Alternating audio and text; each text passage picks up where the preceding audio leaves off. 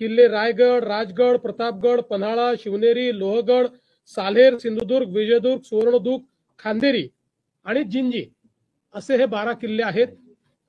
आणि विशेषतः या 12 किल्ल्याच्या संदर्भातलं जे काही स्थापत्य आहे, या ठिकाणी वेस्टर्न घाट आणि समुद्र, जंगल अशा सगळ्या या नैसर्गिक विविधतेत कशा प्रकारे याचं स्थापत्य तयार करण्यात आलं, याच्या जागा शोधण्यात आल्या, कशा प्रकारे याचे दरवाजे असे तयार करण्यात आले की जे कोणाला दिसत नाहीत, प्रत्येक ठिकाणी माची कशा तयार करण्यात आल्या, अशा सगळ्या गोष्टी या आपण युनेस्को समोर ठेवल्या। याच्यामध्ये जवळपास वर्षभर त्यांचं डेलिगेशन येऊन त्यांनी सगळ्या किल्ल्यांना व्हिजिट केली। आपले सांस्कृतिक कार्य मंत्री आशिष शेलार यांच्या नेतृत्वामध्ये एक डेलिगेशन आपण तिकडे युनेस्को मध्ये पाठवलं। त्यांनी टेक्निकल प्रेझेंटेशन केलं। त्यानंतर जे काही वेगवेगळे याच्यामध्ये देश आहेत ज्यांना मतदानाचा अधिकार आहे, तसं तर सगळे देश याचे सदस्य आहेत, पण एकूण 20 देशांना मतदानाचा अधिकार आहे। या सगळ्या देशाच्या अँबॅसेडर सोबत मी स्वतः देखील बोललो। आपले एक्सटर्नल अफेअर्स मंत्री आहेत जयशंकरजी, त्यांनी सचिवांनी, सांस्कृतिक कार्य मंत्री गजेंद्रसिंह शेखावत यांनी त्या ठिकाणी त्यांच्याशी संवाद साधला।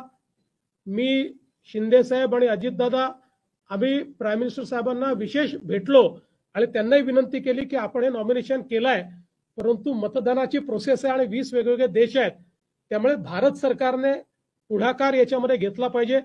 त्या माध्यमातून त्या त्या देशात आपली जी एम्बसी आहे त्यांच्यासोबत संवाद झाला, त्यांनाही आपण एकत्रित केलं आणि त्यांना त्या त्या देशातल्या सरकारशी चर्चा करण्याकरता सांगितलं।